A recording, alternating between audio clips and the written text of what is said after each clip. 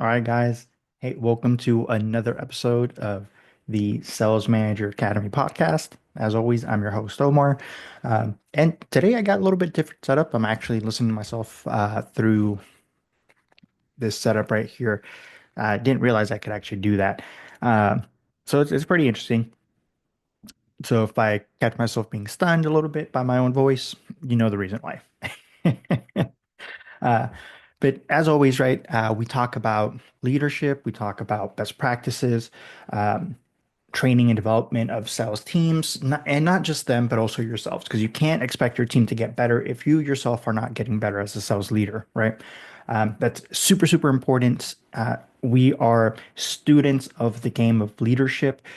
We never are a master. The master is the person that knows more, right? They're the expert. They know more than the persons or the people that they're leading typically.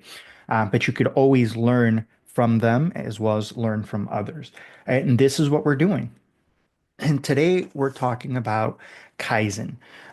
So it's a Japanese concept of relentless improvement, right? You're consistently improving and never resting on your laurels, right? You're never stopping. You're always wanting to become better.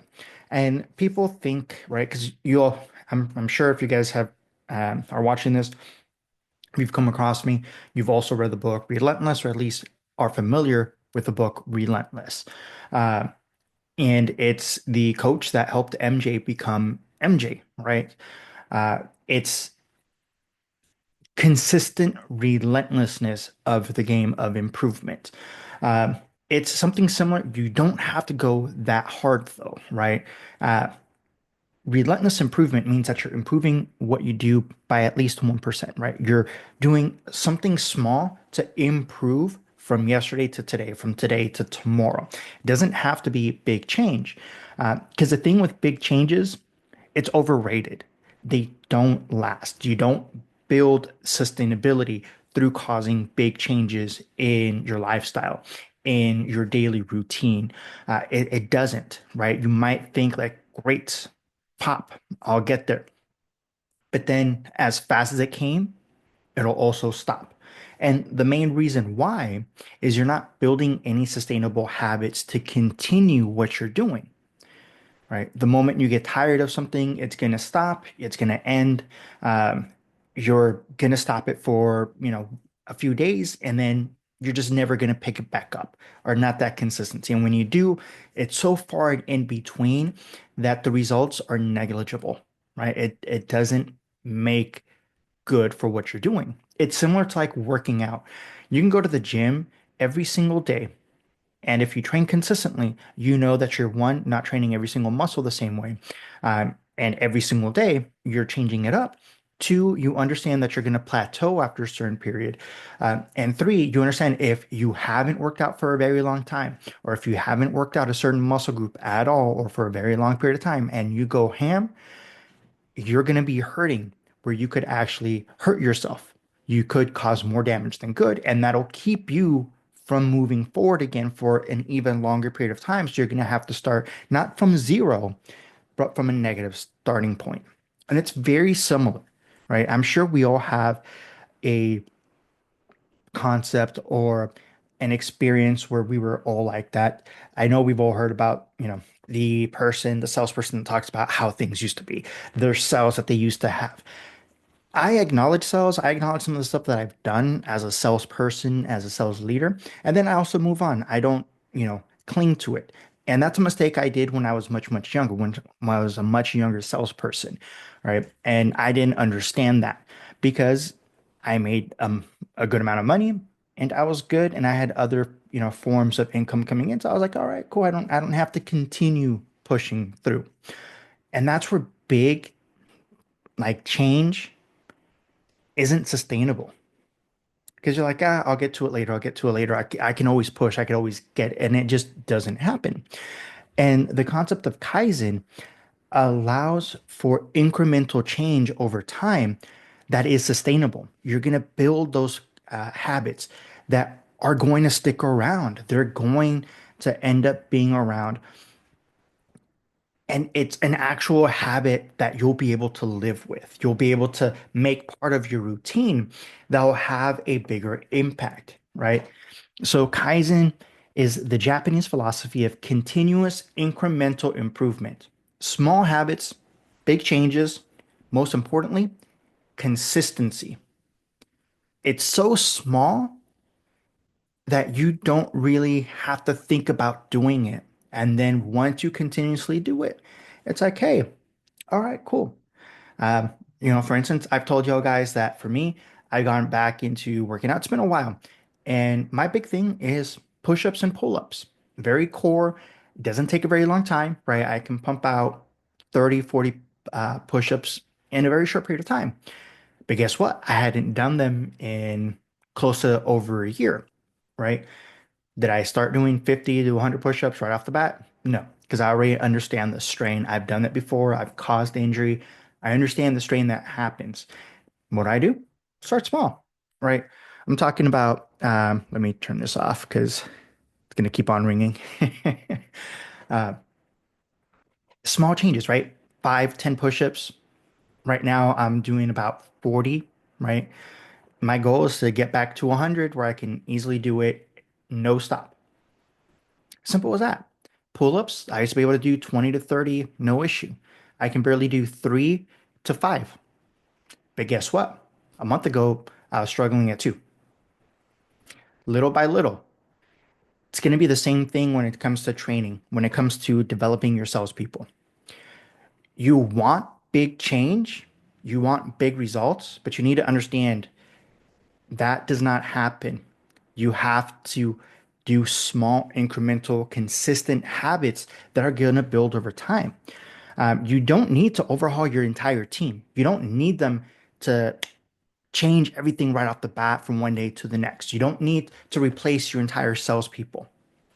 If you focus on one small, consistent habit, this is why I'm a big fan, big proponent as a sales leader when you're going into your territory, whether it's a store, a district, a region, whatever it is that you're in charge of. Having a keystone habit. This is the one item that you're going to focus everything around, and it's going to make it very difficult for people to say no to. For me, it was always been around commissions.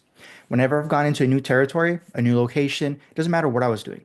My biggest focus is I told people, my job is to make sure that you make the most amount of money with the least amount of work. Think about what I just said there. I want you, as your leader, I am telling you, I want you to make the most amount of money you possibly can working the least amount. As a salesperson, what goes through your mind? Like, you're telling me you want to make more money and work less? Who's going to say no to that? And the people that do find themselves on the losing end of the conversation, right? Because it's like, okay, I don't want to make more money. I want to work harder and make less money. It doesn't make sense. It doesn't jive, right? So that's where you have to understand what you're talking about. And that's how I always brought about my change because I always focused on how we can maximize their commissions, their bonuses, without having to strain them, without having to stress them out. How can we remove stress? How can we remove some of the strain and still be able to make more? And that's when you're able to have better conversations. That's when you can get people to want to jump on board. And you focus on small incremental changes. You focus on, the need to screw one thing at a time, right? You tighten one screw at a time. You focus on one thing at a time. You don't focus on a plethora of things. You don't focus on this big old, I have to hit this KPI, this KPI, this KPI, this KPI, this KPI. This is the 5 KPIs we have to focus on today. 5 KPIs is not going to make a change in one day. If you have a large enough team in one focused area, you might be able to make a bump if everybody is focusing on a separate KPI. You can't expect one person to lift the entire percentage of 5 different KPIs in one day. Being realistic, it's not going to happen. You can have somebody who's going to do massive volume. You can have somebody who's going to do, a big focus on attachments when it comes to things like tablets, wearables, um, or anything premium, right? Home services, all of that stuff. but you can't expect one person to lift everything for you. It's a team effort. And that's where focusing on small small items, small tasks that'll help build that consistent habit change over time, that'll help your team, help you improve 1% better every single day is important. Right? Some of the stuff that I have, for instance, for you guys, like the 15-minute framework. If you guys haven't, go to the website. You can download it. You can go to either the description or the link in the bio, depending on where you're watching, and be able to download it for yourself and use it when you're doing daily sales huddles, right? Or when you're having conversations, it gives you a framework to be able to follow to have those conversations. But you're talking about small improvements that are going to help build sustainability, right? They're building sustainable results over time. Your team can do this, and they're able to because they see the success. It's small, but they're seeing it without needing to do a lot of hard work. The key is making it as simple as possible, where it's very difficult for people to say, I can't do that. Um, right. Uh, and if you think about it, you yourself have something that you have always wanted to get better at. And you've noticed when you try doing it all at once, it becomes very difficult. But when you do it little by little and you focus on small things, or you focus on one area of focus, right? It's a lot better. You're breaking it down and it feels a lot more achievable. It's the same concept, right? If you're watching this right now, let me know in the comments. What's one small thing that your team could do better, or that you could do better today than yesterday? Let it know in the comments, right? Um, yes, I'll respond if you drop it in the comments. Now, the beautiful thing about this concept of Kaizen is that it creates momentum without burnout. That's the other issue when you try to do too much at once. You physically cannot keep track of everything, and it does create a physical burnout. Mentally, you'll burn out, and because of you being burnt out mentally, that's also going to cause your body to physically just feel heavier. It's going to cause physiological change in you. But when you focus on small things and you focus on doing 1% better from yesterday, it's achievable. It's realistic. It doesn't require as much work, right? Going back to the concept of, like, for instance, push-ups. If you can't do a push-up, just stay in a push-up position for 10 seconds and then 20 seconds. The next day, do 30 seconds. When you can stay in push-up position for a minute, do your first push-up. Then the next day, try to do two push-ups, right? If you struggle with one, do one until you can fully do a push-up, down to the floor, hold it for a second, then 5 seconds, then 10 seconds, and then come back up and repeat. And then when you get to two, because one's always the hardest one, and then you get to two, then you'll be able to do five. When you get to five, you're doing little by little. You'll do five push-ups and six push-ups, then seven, then eight, then nine, then 10. When you're doing cells, when I always had the hardest metric that I knew for my team to hit, because either they were young and it wasn't something that they were very used to offering, or it's just never something that they've ever had. And I knew that statistically speaking, this is one of the hardest items to move, or harder services to move. I would break it down for them. And it would be the item that at 90 days, I would expect you to be able to sell at least one. I would make it super easy. Something as simple as that. Think about it. You've got 90 days to sell one of these units. You knock one out in your first 30 days. You knock out two within your first 30 days. And you're like, this is super easy. People struggle doing this. And you're creating that habit. It's small. You're giving them that runway, that launch pad. And it's a small habit for them to do.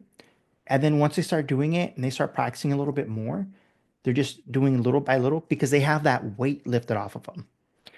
They don't have that stress, that worry, and they're able to focus in on building that momentum. They're getting 1% better. Boom. You start seeing better results. You start getting easier wins. And that's what helps them drive better performance. And that's what you as a leader want to do. You want to start with easy wins, right? And as a leader, if you're going into a new territory, if you're going into a new market, if you're going into a new store, start with the easy wins. Build rapport with your people. Actually get to know who their names are, right? Get to know them as individuals. And then you'll help them understand how they can also relate that in their sales conversations. How to properly use a guest or client's name in the conversation. How to ease build rapport much easier. How to ask better qualifying questions. You're not asking him to jot down or jot off a list. Ask him, ask this question in the process. This is how I would ask this question. And it just becomes easier. And that momentum, that's what helps build powerful motivation. We talked about this the other day, where motivation, it's like taking a shower. It only works when you actually do it, right? And you need to do it on a consistent basis. You can't just take a shower once a month and expect that you're not going to stink. Same thing with motivation. You can't expect that you motivate your team once a month, boom.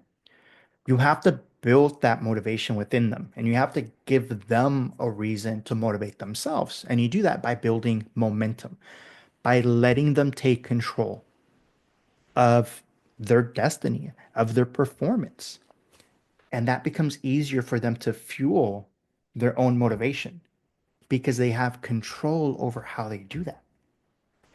That's the process. That's what makes things easier. And it starts to become a system to be able to teach others because you're able to structure it in your voice, in your style, and you can make it win. And the thing with Kaizen is it's not just a habit building tool for your salespeople, it's for leaders too. You can teach this to your local leadership, right? Your store leaders, your assistant managers, um, your supervisors, if you have any. But for you as a leader as well, as a district, as a regional director, it allows you to have something that you can build off of for yourself and you can become better. Whether it's professionally or whether it's personally, you're able to take it and run with it and become much better. Uh, right? For instance, as I started the conversation, we are students of the game of leadership.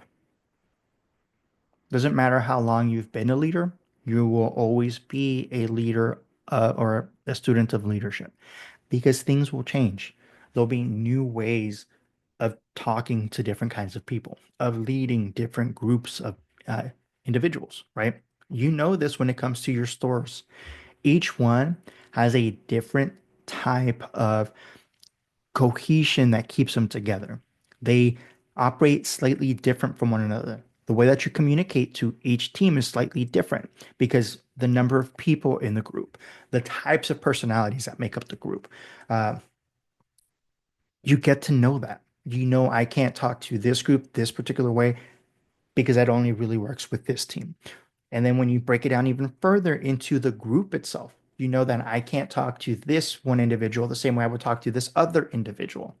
If you guys are wondering, what is your leadership style and what are other people's types of personalities, right, or leadership styles, head on over to the link in the bio or in the description. You can take the free quiz for the personality quiz. It's called the Dope Personality Quiz. I know, right? We're all dope.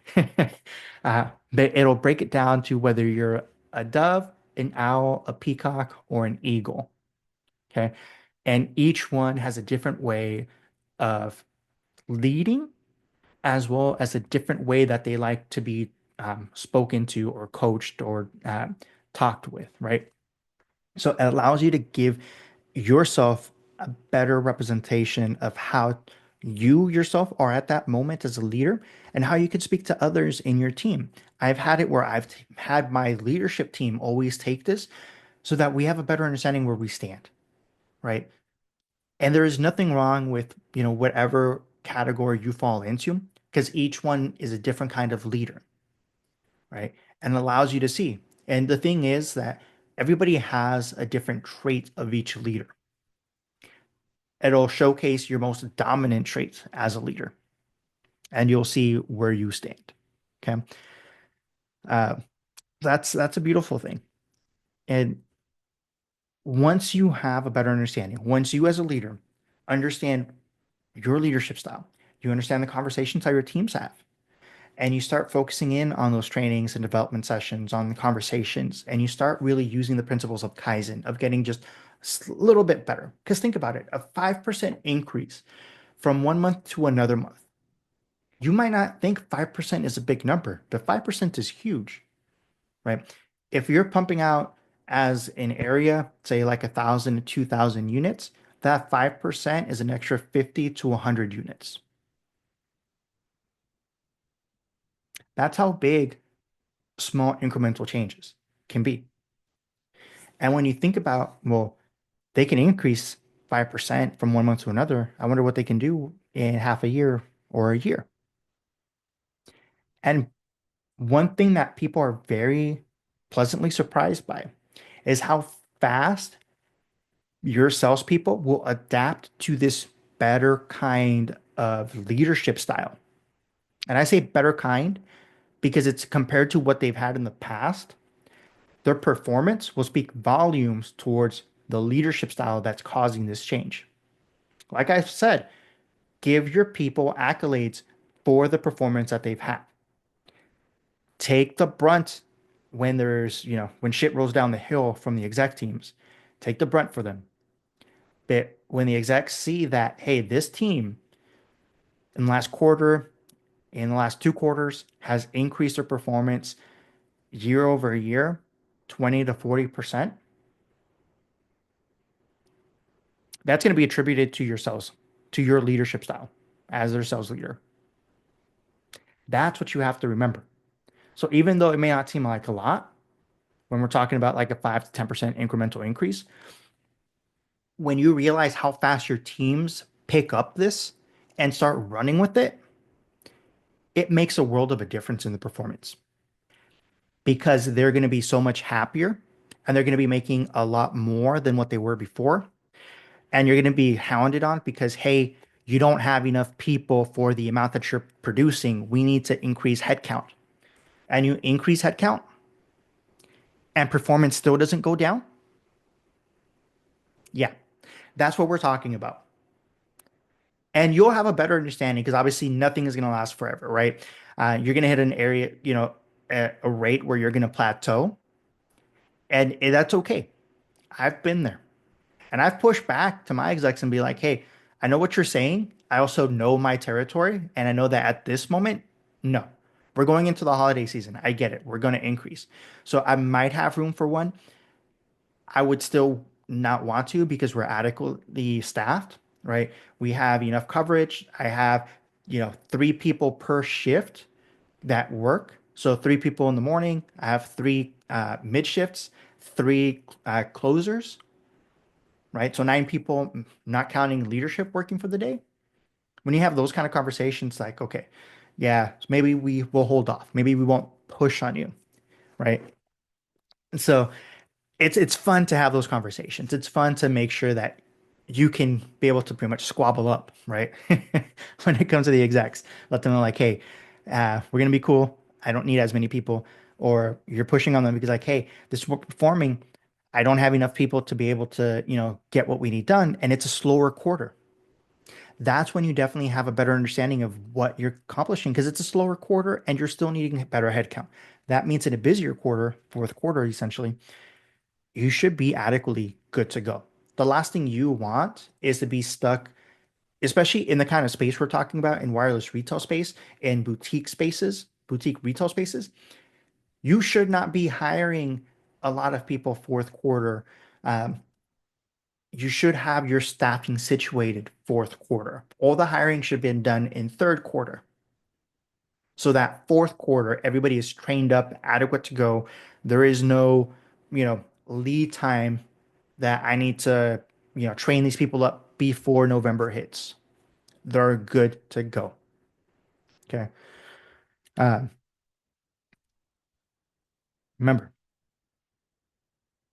you win by showing up consistently, not perfectly. There's no such thing as waiting for perfect. Good enough is where it's at. Good enough is what gets you better incremental changes over time that stick and are consistent. And that's the biggest thing that we want from our teams: consistency and sustainability. Consistency creates sustainability. That's what we want to focus on. And I get it. The philosophy of Kaizen, it doesn't sound sexy. It may not be sexy for a lot of people. It's not flashy, but it works and it's scalable. It's a system that you can incorporate to what you do to create scalability. And that is where you will win. That is where your people will win. And that is where you will create a great leadership style and your system for training and developing people. Okay. So if you're ready to start building consistent habits that grow and reduce burnout, go to the link in the bio, go to the description, grab the 15-minute coaching form, use it. You're going to love what you'll get out of it. And if you have any questions, as always, shoot me a DM, send me a message, reach out to me and leave a comment. Let's talk. But as always, I want to say thanks for stopping in to another podcast for the Sales Manager Academy. I'm Omar, and I'll catch you on the next one.